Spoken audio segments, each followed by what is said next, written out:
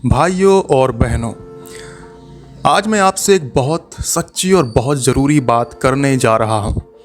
ऐसी बात जो हम सब जानते तो हैं लेकिन मानते नहीं हैं। सोचिए ज़रा, क्या हम सब अमीर बनेंगे या नहीं? इसमें शंका हो सकती है। क्या हमें नाम यश मिलेगा या नहीं? इसमें भी शंका हो सकती है। क्या हम चुनाव जीतेंगे, नौकरी मिलेगी, प्रमोशन होगा या नहीं? इसमें भी शंका हो सकती है। लेकिन एक सवाल जिसमें कोई शंका नहीं है, क्या हम मरेंगे या नहीं? इसका जवाब सब जानते हैं। इसका जवाब है हाँ, हम सब मरेंगे। अब जरा ध्यान से सोचिए, हवाई जहाज कब उड़ेगा?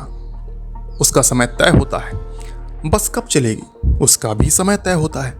ट्रेन कब छूटेगी? उसका समय भी बिल्कुल तय होता है। लेकिन इस जीवन की ट्रेन, इस जीवन की बस, इसके छूटने का समय किसी को पता है? किसी को भी पता नहीं है। कोई सुबह घर से हंसते हुए निकलता है और शाम को लौट कर नहीं आता। कोई कल की योजना बनाता है और आज ही सब कुछ खत्म हो जाता है। मौत ना उम्र देखती है, ना अमीरी, ना गरीबी, ना पद, ना प्रतिष्ठा, ना ताकत। भाइयों, आज तक आपने इस दुनिया में जो कुछ जाना है, जो कुछ पाया है, धन, मकान, जमीन, गाड़ी, मोबाइल, रिश्ते, पद, पहचान, और आज के बाद जो कुछ आप जानेंगे और पाएंगे, यह सब एक पल में छूट जाएगा। मृत्यु का एक झटका और सब कुछ खत्म। जो जाना था वह अनजाना हो जाएगा, जो पाया था वह खो जाएगा।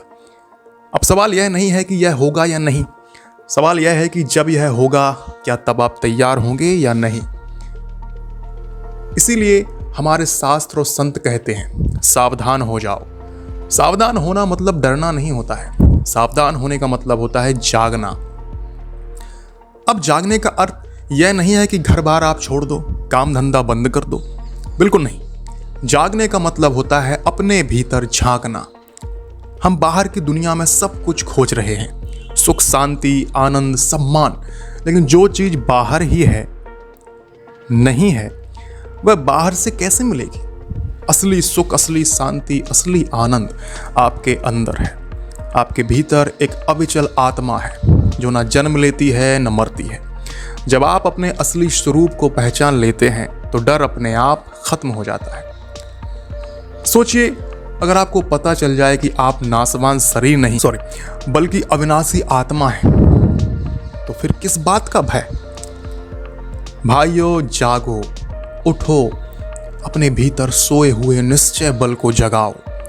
आज ज्यादातर लोग कमजोर इसलिए नहीं हैं कि उनमें शक्ति नहीं है। वे कमजोर इसलिए हैं क्योंकि वे खुद को कमजोर मान बैठे हैं। अगर कोई आदमी खुद को दीनहीन मान ले तो दुनिया की कोई ताकत उसे ऊपर नहीं उठा सकती। लेकिन अगर कोई इंसान अपना आत्मबल में स्थिर हो जाए तो फिर दुनिया की कोई ताकत उसे दबा नहीं सकती।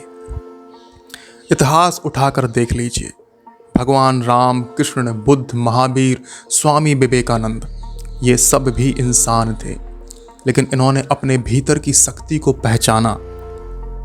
एक छोटा सा उदाहरण समझिए।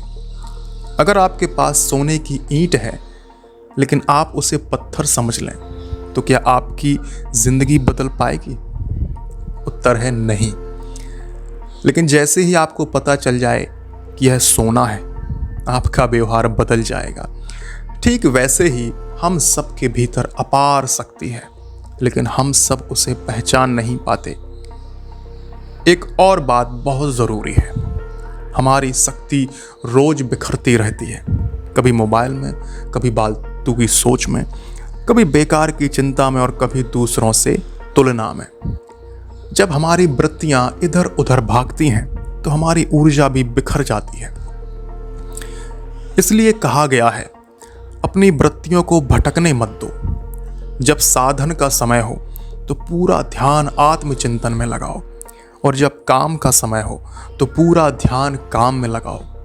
आधा ध्यान उधर, आधा ध्यान इधर, इससे न साधना होती है न काम। मान लीजिए आप खाना खा रहे हैं लेकिन मोबाइल भी चला रहे हैं, तो ना खाने का स्वाद आता है न मोबाइल का आनंद। इसी तरह जीवन में भी होता है।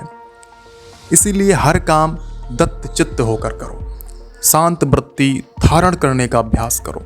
हर बात पर गुस्सा, हर बात पर दुख यह आदतें आपको अंदर से खोखला कर देती हैं। विचारवान बनो, प्रसन्न रहो, दूसरों को शत्रु मत समझो। हर जीव में उसी आत्मा को देखो जो आपके भीतर है। सबसे स्नेह रखो, दिल को छोटा मत करो, दिल को व्यापक बनाओ। आज लोग दुखी इसलिए नहीं है कि उनके पास कम है, वो दुखी इसलिए हैं क्योंकि उनका दिल छोटा हो गया है। और हाँ, अंत में ऐसे महापुरुषों का सत्संग करो जो आत्मा में जाग चुके हैं। अच्छे ग्रंथ पढ़ो, अच्छे विचार सुनो, भक्ति और वेदांत से अपने जीवन को पुष्ट करो, तभी जीवन में सच्चा आनंद आएगा। याद रखिए, यह जीवन बहुत अनमोल है लेकिन बहुत अनिश्चित भी है, इसलिए इसे यूं ही मत गवाइए। जागिए, उठिए, अपने भीतर की अनंत शक्ति को पहचानिए। अगर यह बात आपको छू गई हो तो इसे अपने जीवन में उतारने की कोशिश जरूर करें, और अगर आपको यह विचार अच्छे लगे हों तो उन्हें दूसरों तक भी पहुंचाएं, क्योंकि हो सकता है किसी एक इंसान का जीवन बदल जाए। धन्यवाद।